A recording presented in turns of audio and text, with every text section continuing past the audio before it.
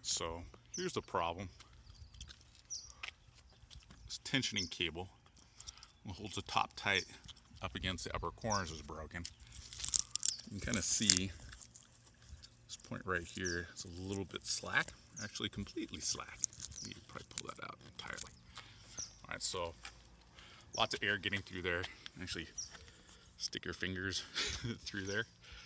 And here's the solution.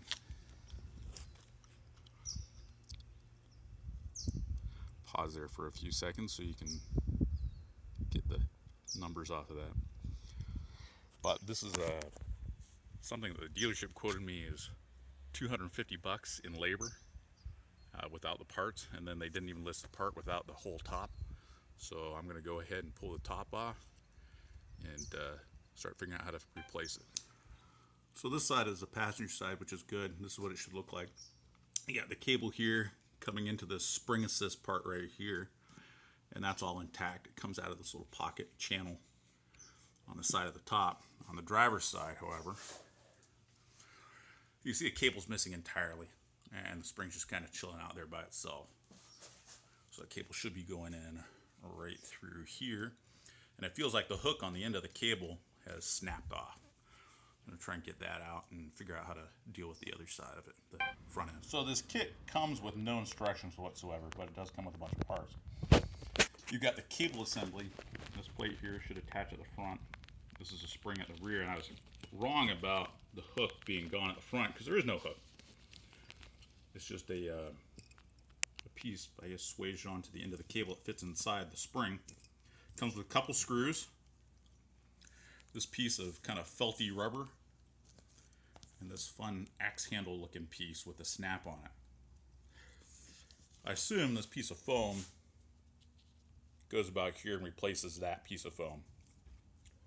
And you can see it looks like there's a couple of screws underneath there, so I'm going to have to dig through there, figure out what's under there and how to get that out. And I'll be doing that next. Oh, it looks like it's just a pair of Phillips head screws underneath there. I was able to just push through the foam with a screwdriver and back them out. And I'll peel that out, start unthreading it, and rethreading it with my little snake. There's how it looks. On top is a flap of the top, and that was covered by that foam replacement piece. Here's the front of the cable setup, and it just slides out of that pocket because there's nothing on the other end.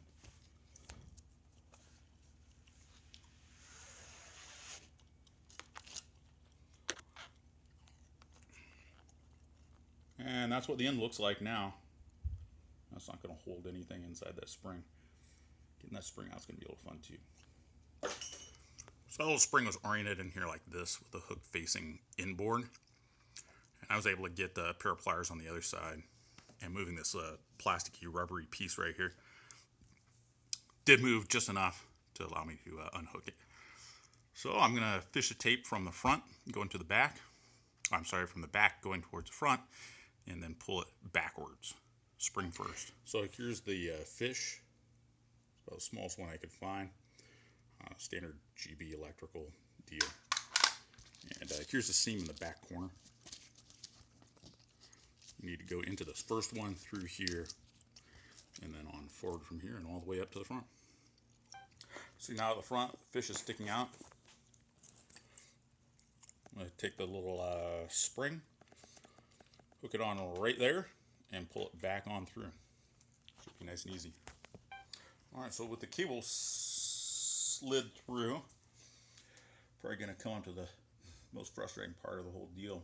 I'm guessing putting that spring back where it belongs, up in that little housing, is going to take a little bit. We'll see. Be back in a couple of seconds. Alright, so I was right about that spring being a real pain in the butt. What it wants to do is come in like this to latch on there.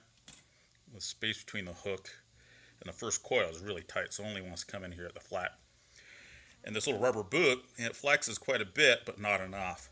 So what I did was I drilled out that little pop rivet right there. That should give me enough room to do that. And I'll just replace the pop rivet. It's pretty easy. The one that was there was just barely doing its job anyway. So it may not be 100% necessary, but I'm going to replace it. Yeah, that worked way better.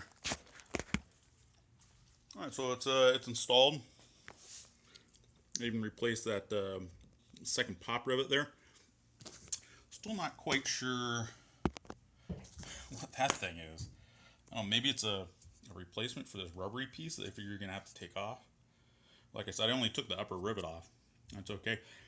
So this whole project, start to finish, I started taking the top off, not working on it, just taking the top off at 1 o'clock. It's now 2, so exactly 1 hour.